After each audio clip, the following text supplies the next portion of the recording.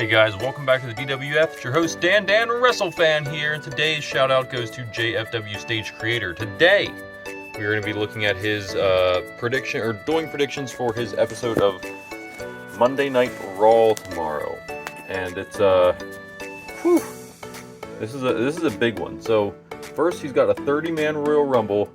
I'm not going to dig all these figures out, so I just wrote a list.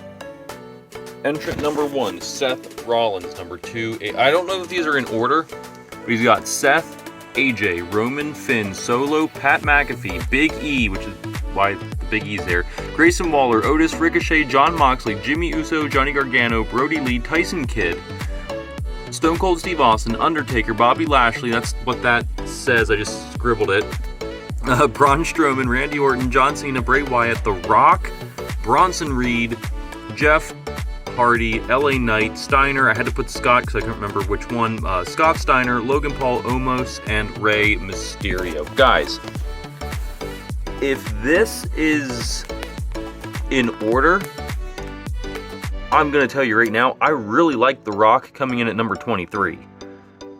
I think The Rock could win from number 23. However, if this is the order, I mean, let's look at this. Seth Rollins, AJ Styles, Roman Reigns, Finn Balor are their first 4 entrants. And Solo Sikoa at number 5. So, real quick, you've got to establish what side of the fence you want. Can AJ Styles and Finn Balor team up? Can they work together to try and get themselves into the later rounds of this? Because they've got, Seth and Roman who may form a temporary alliance, bring back some Shield memories, at least until Solo shows up. Then Solo can just, boom, knock Seth right out. We could have a 2 versus 2 for the first 4. We could have Seth and AJ battling it out. Roman comes in, kind of squares off. Finn comes in. Maybe they all kind of look at each other. And then AJ and Finn are like, hey, Bullet Club, baby. They too sweet. And Roman and Seth fist. They're like, hey, Shield, put their fists in, and then we get a 2 versus 2 until entrant number 5.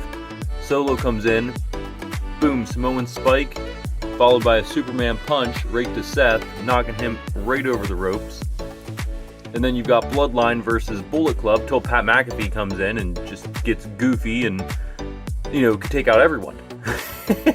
Or gets taken out pretty quick. But then, Pat McAfee will be in, Big E, Grayson Waller, Otis, Ricochet. By the time we get to Big E, there's no more alliances. I think everyone's kind of fighting for themselves, except for maybe Roman and Solo, if they're still both in it at that point. Then Grayson Waller, Otis, Ricochet. By the time Jon Moxley gets there, I assume Roman will be gone at that point, so there is no Shield connection anymore. So it's going to be every man for himself. Jimmy Uso coming in. And I imagine Solo Sikoa might be gone if he is still around. Bloodline strong. They're going to stick together.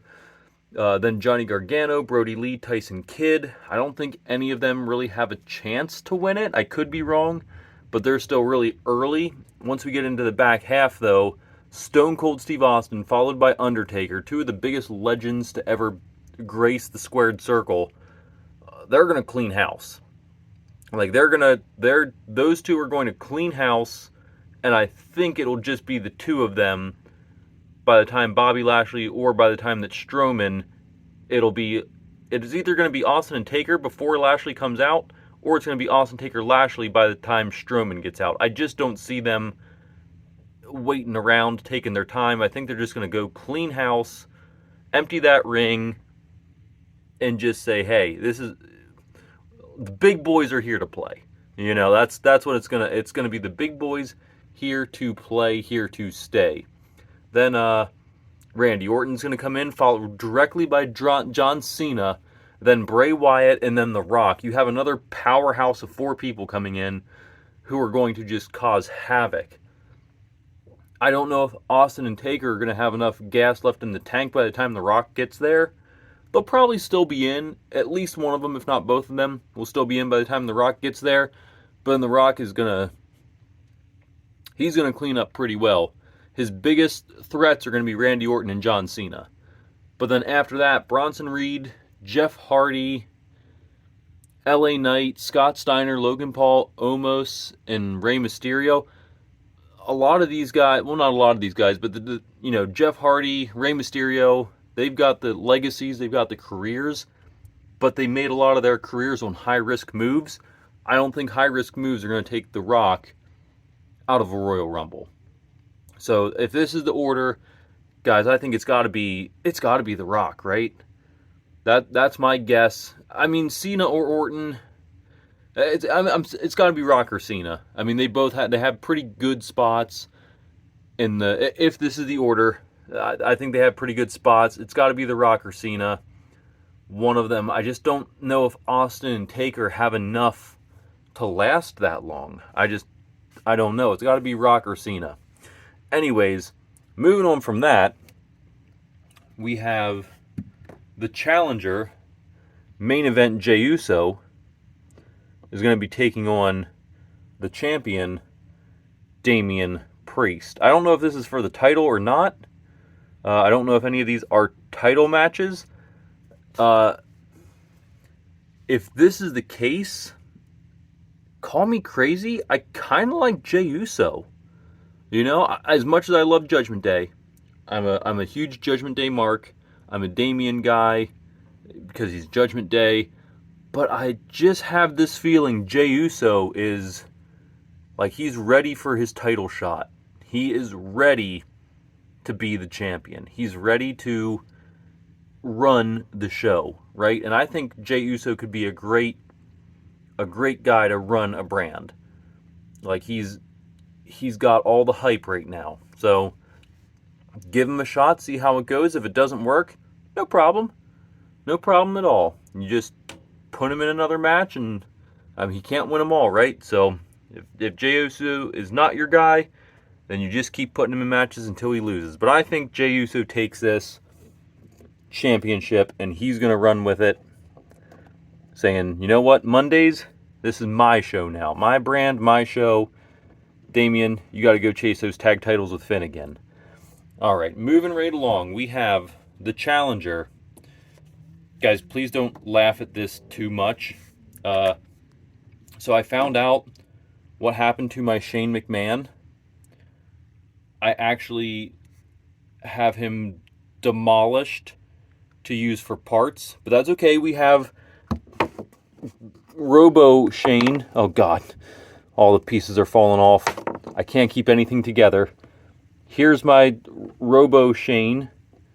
It's kind of it's Shane's head and arms. Will that head balance just for this? Please, Shane, just for the video. For the sake of finishing this video. Well, it won't cooperate with me. But we've got Shane McMahon, Shane O'Mac. We'll do that way you guys can see. It is Shane's head. Taking on the challenge, or taking on the, he's the challenger, taking on the champion, United States champion, Sami Zayn. Oh, man. Again, I don't know if this is for a title. And if it is, I really like Sami in this. I really like Sami. Mostly, I'm not a huge Shane McMahon fan. That's where a lot of my Shane comes from. Where I don't hate the guy, but I'm just not wild about Shane because he books himself way too good. Like, he makes himself too powerful, too strong. I don't know. I think Sami retains. I like Sami Zayn. He's a mid-card guy that I really like. Shane's just not wild about. Especially if you're going to fight this Robo Shane that just falls apart. So, yeah, Sami's going to retain. Moving right along. Let's clean this mess up. And then our final match, guys. The champion... Sorry, the challenger, Tunga, taking on the champion, Rhodes. Again, I'm not sure if this is for the belt, but is it sad that I'm kind of already over the Cody hype? Like, I'm ready for a new champion. I know it sounds way, way, way too soon, but you know, I'm kind of over the Cody hype already. I'm ready to see the next champion. I feel like Cody's whole job was to get the championship off of Roman, but then I'm ready for the next guy. Like, I don't like long title reigns. I like it when, you guys remember when like 6 to 8 months was considered a long title reign? That's what I like. I like seeing guys who deserve championships be champion. I like the, maybe not like 24/7 champion, where it's like, okay, hey, we're going to change hands every single time the belt shows up. I don't like that. I want to see him out there defending it, but like defend it on Monday Night Raws, defend on Friday Night SmackDowns, defend it every pay-per-view. And after like 8 months of you consistently defending your belt every chance you get, being a fighting champion, then lose it. Eventually lose it. But know that you had, 3 years worth of matches in your 5 to 6 months as champion. You had 3 years worth of title defenses. I don't know. That's what I'm ready for. I think I don't know. I think Tama Tonga takes the belt from Cody. If the belt's on the line, I think he takes this belt from Cody, and maybe he has a squash match with Solo, just to hand. He'll lay himself down and hand the belt over, basically, to Solo, acknowledging the new tribal chief. But then someone's got to get rid of Solo quick. We don't need another tribal chief story. We just got through one. Anyway, guys, that's what I think's going to happen. Check it out on JFW Stage Creator. We'll see you guys next time. Bye!